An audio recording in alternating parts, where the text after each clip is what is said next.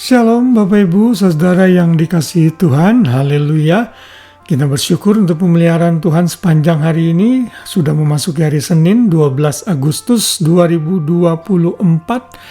Kita bersyukur untuk aktivitas dan pekerjaan yang Tuhan berikan untuk kita masing-masing. Sekali lagi, saya dan sebagian besar jemaat GB Immanuel masih berada di cruise satu malam lagi, Senin malam, dan besok pagi-pagi Selasa kita sudah embark dan selesai dari cruise retreat kami. Saudara, hari ini kita kembali belajar mengenai keluarga Kristen yang mengubahkan setiap keluarga kita, memberikan kita informasi dan juga masukan bagaimana kita bisa membangun dan membina keluarga yang takut akan Tuhan. Dan hari ini kita belajar dari perjanjian lama, yaitu dalam kehidupan Yosua saat dia memimpin bangsa Israel menggantikan Musa keluar dari Mesir menuju tanah perjanjian, dan di bawah kepemimpinan Yosua lah mereka berhasil menduduki tanah Kanaan, dan Kanaan dibagi-bagi kepada seluruh suku-suku Israel. Mari kita sama-sama belajar mengenai hal ini. Saya beri judul Seluruh Keluarga Menyembah Tuhan. Saya ambil ayatnya dari Yosua 24 ayat 15 yang berkata demikian. Tetapi jika kamu anggap tidak baik untuk beribadah kepada Tuhan, pilihlah pada hari ini kepada siapa kamu akan beribadah. Allah yang kepadanya nenek moyangmu beribadah di seberang sungai Efrat, atau Allah orang Amori yang negerinya kamu diami ini. Tetapi aku dan seisi rumahku, kami akan beribadah kepada Tuhan. Ini adalah ayat yang muncul saat Yosua dan seluruh umat Israel memperbaharui perjanjian mereka dengan Tuhan di Syichem. Yosua mengingatkan bangsa Israel mengenai bahayanya mereka dalam menyembah ilah-ilah lain yang bukan Tuhan Yahweh. Dan Yosua mengingatkan mereka untuk meninggalkan semua itu dan mulai menyembah Tuhan yang hidup, Tuhan Israel yang sudah membawa mereka keluar dari perbudakan di Mesir. Dan Yosua menantang umat Israel pada saat itu dalam ayat ini. Silakan kalau kamu mau beribadah kepada ilah lain. Kira-kira seperti itu kata-kata yang Yosua berikan. Aku tidak peduli apa yang kamu mau lakukan, tapi aku akan mengambil keputusan dan seisi rumahku. Dengan kata lain, seluruh keluarganya, Yosua akan beribadah kepada Tuhan. Wow, luar biasa. Inilah figur kepala rumah tangga yang benar-benar berfungsi di hadapan Tuhan. Ini adalah figur ayah, figur suami yang Tuhan kehendaki. Memiliki keyakinan, boldness, untuk berdiri teguh di dalam kebenaran Tuhan dan tidak goyah, dan membawa seluruh keluarganya untuk menyembah Tuhan, untuk beribadah kepada Tuhan. Apakah engkau seorang suami saat ini? Kalau engkau seorang suami, apakah engkau sudah melakukan hal ini? Kalau belum, engkau berarti belum melakukan tugasmu sebagai suami yang baik.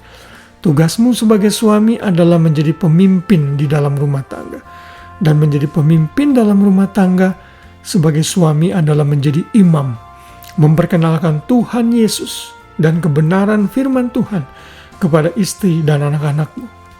Kalau engkau sebagai pemimpin melempem dan tidak memiliki kemauan untuk dekat dengan Tuhan, maka keluargamu akan berantakan.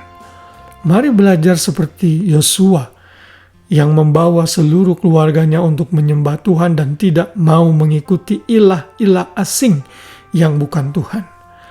Ada berapa banyak di era ini di mana laki-laki tidak bisa berfungsi dengan baik sebagai pria dan pemimpin di dalam rumah tangganya.